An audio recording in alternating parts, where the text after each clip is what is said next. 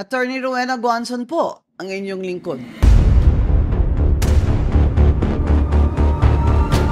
The difference between Ferdinand Marcos then and Ferdinand Marcos Jr. now is Martin Luther King Romualdez. Ang karakitan, ginawa na ni Martin Luther King. Kasama, of course, si Saldico at lahat ng mga congressman dyan at congresswomen na mga korap, mga magnanakaw kayo. Sabi nga ng isang friend ko, naging Olympic Games. Paramihan ng kurakot. Grabe, pabilisan ng proud pa sila. Kaya yung flood control projects, ghost. Kung meron man, substandard. What do you expect? 30% ba naman ang kickback? Ang sabi ni Diskaya, ang mga insertions, bawat congressman na naglalagay ng insertion, may 5%. Abay bongga. Insertion ginagawa nila sa BICAM. Diyan, hindi pwedeng si Senator Grace po ay magsabing wala siyang kinalaman dyan.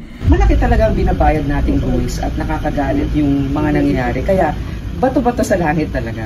Kasi bakit si Saldico sa Appropriations Chair ng House of Representatives may kinalaman? Eh, yung Senate Finance Committee Chair pa kaya? Sagutin niya kung hindi totoo. Kasi nakakapaghinala eh. Dahil tumakbong party list ang anak niya. Kaya, yan ang problema sa political dynasty. I will follow the example set before me by my mother in the Senate. Ang hirap talaga, gaya ni Bongbong at ni Martin. Gusto talaga till the end of time, yung mga anak nila, kamag-anak nila, lahat pipwesto. Para ano? Para ano? Not only for power, but for money. Niloloko tayo nitong mga congressman natin at mga politiko at mga gahaman dyan sa DPWH. Nagtutulakan na sila ngayon. They're pointing fingers at each other. Sabi ng mga kontraktor, ano naman po magagawa namin? Hindi po kami makanegosyo kung hindi po kami papayag. Dinidisqualify kami. Sabi naman ng DPWH, ano naman po magagawa namin? Eh, congressman po nagsasabi. Pero sa totoo lang, kahit yung ibang districts dyan, na walang kickback yung congressman or hindi na kukunin yung kickback nila. DPWH officials yung nakikipag-transaction na dyan sa mga kontraktor.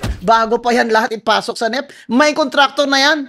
Igluloko nyo kami. Eh ngayon, booking na kayo lahat. What are you gonna do about it? Now, what is Bongbong Marcos, our president, going to do now?